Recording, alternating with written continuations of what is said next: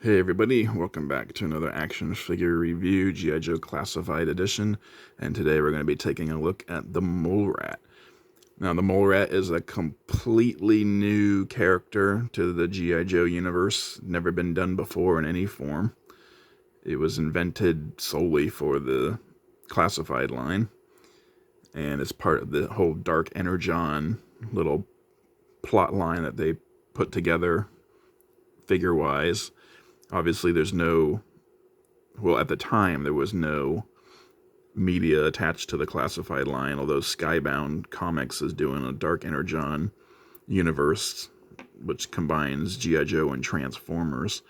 I don't know exactly how much of that is part of these Classified stuff.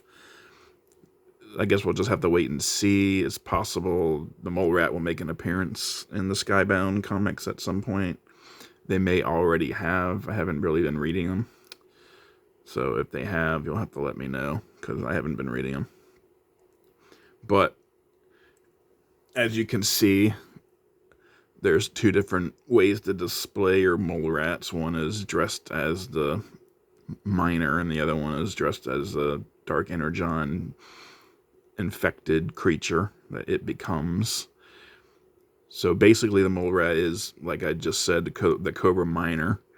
Their task is to go into mines and dig up Dark Energon, whatever. They were probably tasked with digging up just pretty much any valuable mineral that Cobra would use prior to the Dark Energon. But we just hadn't seen him up to this point before. But now we get the Cobra Mole Rat, the miner, finally into the Classified line.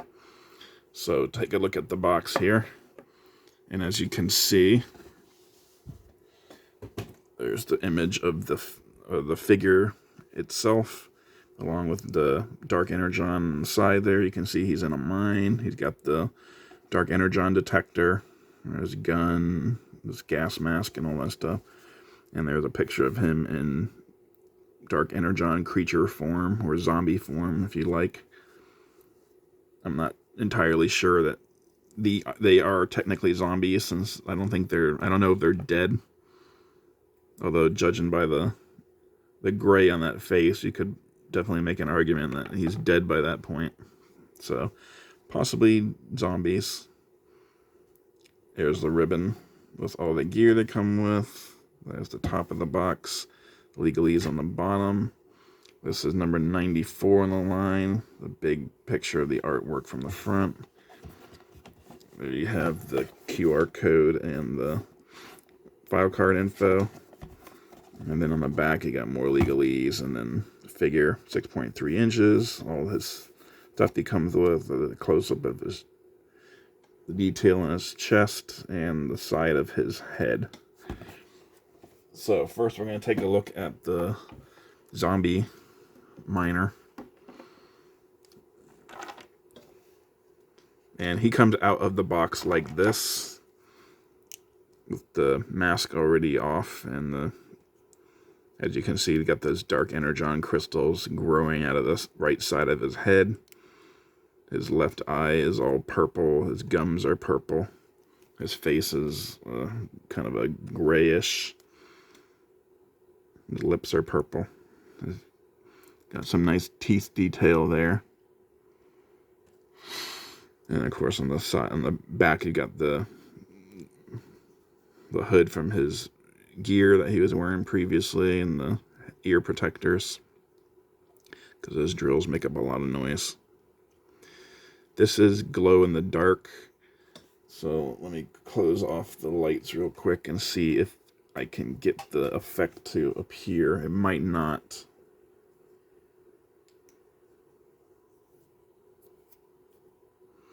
Yeah, you can see it a little bit in there. See?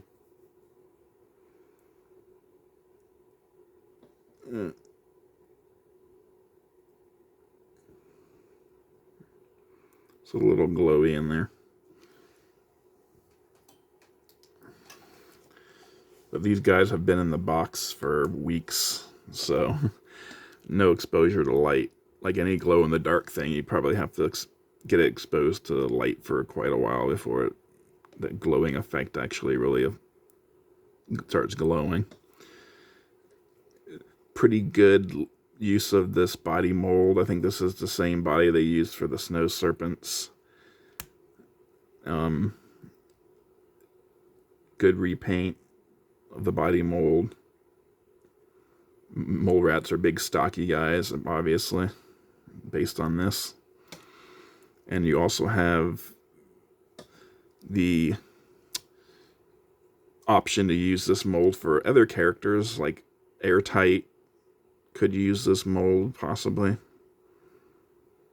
since it looks like a kind of an Airtight type outfit, although it didn't really work out for him that well. But you see he's got all these pouches on his front there. He's got this readout, electronic readout system here. This is attached to the strap there, and it goes into that notch there, which attaches to this tube, which goes into his mask. So this is all part of his breathing apparatus. And then he has these wires here. That's probably some kind of cooling system, maybe, for the uniform. Yeah, he's got a patch there, Cobra logo on the side. He's got those gloves. And he's got the orange at the cuffs there, and then the black boots. Got all these pouches on his pants. Pretty plain on the back, not much to it. So yeah, let's see. He's got just the regular dumbbell under the head there, no hinge. So articulation-wise, he can't look down very far. He's got that collar piece right there that kind of gets in the way. And because he doesn't have a hinge, you can't look up that far either. You can do the exorcist. He's got some tilt.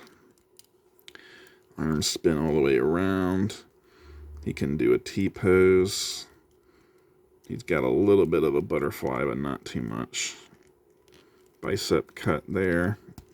Double jointed pinless arms, pinless elbows. He's got the up-down vertical hinge on his right and left hands. An ambidextrous troop builder.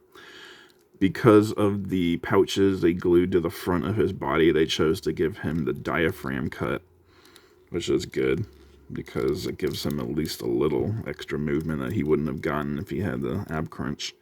But he still can't bend forward that far because of the pouches in the front. But he can slide back a little bit.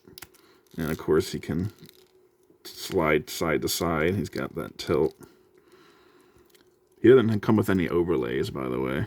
I forgot to mention that. Everything you see is glued down. Nothing is removable unless you melt the glue first. Let's see. He can do the Van Damme easily, despite his thicker legs. He can kick up about that far. And kick back about that far. He's got thigh cut. He's got double jointed pinned knees. So these legs, can't remember if Snow Serpent had pinned knees or not. But these legs are obviously older than Snow Serpent because they have pins in them. So these must be from, like, these could be Gung Ho or Roblox or something. In fact, yeah, there's like a pattern on this knee right here, but this one's all smooth. And I think either Gung Ho or Roblox, and possibly both of them, had one knee pad and one bare knee. So that's why you have that. So yeah, these legs are from the earlier in the line. One of those two guys had a knee pad on one knee, but nothing on the other. So there's texture on this in the sculpt on that knee, but on the other side it was a knee pad, so there was no texture. It was just flat. And that's what we got here. They should have put a knee pad on both of them. After all, the knee is a separate piece. You could have stuck a different knee in between the thigh and the lower leg. Could put 2 knee pads in there to make it more uniform, because that kind of looks off to be all flat and bare there, but texture, the same texture as the pants over here. Kind of looks weird. But anyway, you got that boot swivel, and then you have the foot can go back that far, can go forward that far. It's got rocker and peg holes at the bottom. Accessory wise, he does come with this extra head with the mask on. It's got a nice black look with some red eyes. I think, don't quote me on this, but I think these eyes glow as well, just like the dark energon on his face, but I'm not sure. I could be wrong about that. He also comes with this tube, which plugs into his chest there. And then the other end plugs into his mask there. He comes with this backpack. And this is his oxygen respirator type thing. It comes with the wiring here, tubing here rather. This is hard plastic, it doesn't bend. And that plugs into his back there, and then the tube part plugs into the side of his helmet there, like that. He also comes with this lantern, or this could be, I mean, it looks like a lantern, but it also, I think this glows as well. I think there's might be dark energon in there, because it's kind of purple like the dark energon, but it also looks a lot like a lantern. So this is either a lantern or a containment unit that he put dark energon in. And it just glows because dark energon just naturally glows. So he could use it as a lantern. But the handle does move back and forth. And you can attach it to his backpack here. So you can carry that on his back like that.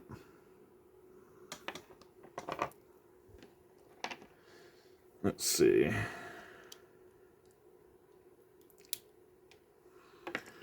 He also comes with this dark energon detector of some sort. Some device of some sort. All black plastic, no paint, unfortunately. It would have been nice if they had painted the view screen green, like a light green type, and maybe the buttons red. That would have given it a little bit more detail, made it look nicer. But they didn't do that. And lastly, he comes with this device here, which is a hybrid drill / gun. And what I mean by that is you've got the option to attach a drill bit to the front of it, and nicely painted silver drill bit that he can use to drill into the rock and get that dark energon. Or you can remove the drill bit part and attach this laser gun piece. So now he can use it as a weapon. Well, he could use the drill as a weapon too, but he can use this one as a ranged weapon. And it's got a peg hole in the barrel for blast effects. So I think that's kind of cool.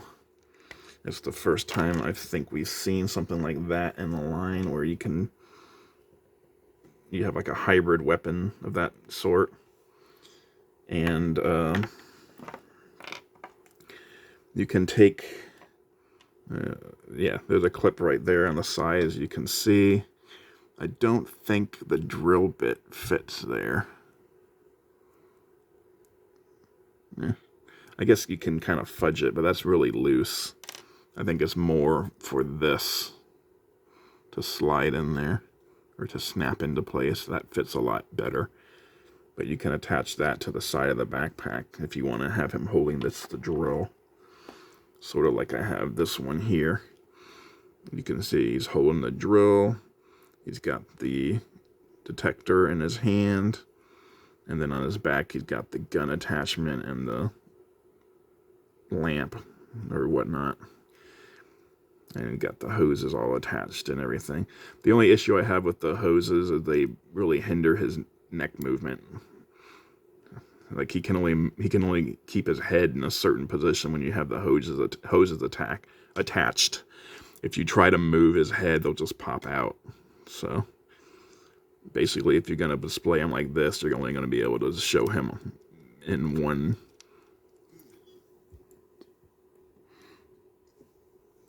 way, essentially.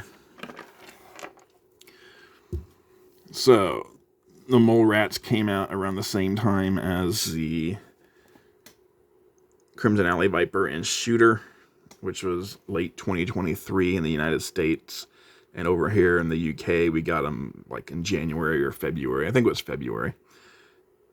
So I've been sitting on them for about a couple months now, but I've been trying to get through a whole bunch of other stuff. So I've finally been able to get to these guys to review. Looks like I reviewed the Crimson Alley Viper earlier this week and Shooter a couple weeks ago. But I'm still trying to make a dent in this pile of action figures I've got stored up in my living room. So, let's see. Sunday, I think I've already mentioned in the last blast from the past. That's this Sunday would be the Python Patrol Viper. And then next week, I don't think I've mentioned yet, but I haven't really decided. I have options of different figures that I could do the review for, but I haven't decided exactly which ones I'm going to go with. So I guess it'll be a surprise for Tuesday and Friday next week, which ones we go to. And then the following week, we'll be back to G.I.Joe Classified, and I'll be looking at the Crimson Strike Team as well as one other figure on Friday. Crimson Strike Team will probably be on Tuesday. So there we have it. Did you pick these guys up? I know a lot of people didn't have any attachment to them since they were brand new, but I kind of like them. I mean, they definitely look like Cobra type figures. They definitely look evil. And it's something different. You know, we never had like a miner before. Not that people were scrambling to get a miner in the line, but the zombified look is kind of cool. And, you know, it's a new figure, you know. I don't mind new figures. G.I. Joe's been around forever. Well, in the Real American Hero style, it's been around for over 40 years. Obviously, it's been around for like 60 years if you count the 12-inch figures they released back in the 60s. But the Real American Hero, the whole Cobra thing, Cobra versus G.I. Joe thing, that's been around for 40 years. And new figures can help extend the line. Obviously, some people who grew up with it in the 80s may not care about the new figures because they don't have attachment to them. But if they look good enough, I think they're worth checking out. Like, I thought Shooter looked good enough to be worth checking out. Hell, even Helix looked good enough to be worth checking out. Although her bio is kind of naff with that total organic battlefield awareness or whatever it's called. That was kind of ridiculous in my opinion. But the figure itself looks cool, so you can ignore the story aspects of it and just appreciate the figure. Just like with the Mole Rats, you know, you don't have to if you don't want zombies in your G.I. Joe, you don't have to display them with the zombie head. Me personally, I'm going to display him like that. I'm going to put him in my display like that for now, because I only have a room for one of each. So I can't put them both in my display. So I choose to put the minor one in my display. But eventually I'll bust out the zombified one and put him somewhere. So, comment down below, like and subscribe, and I'll talk to you next time.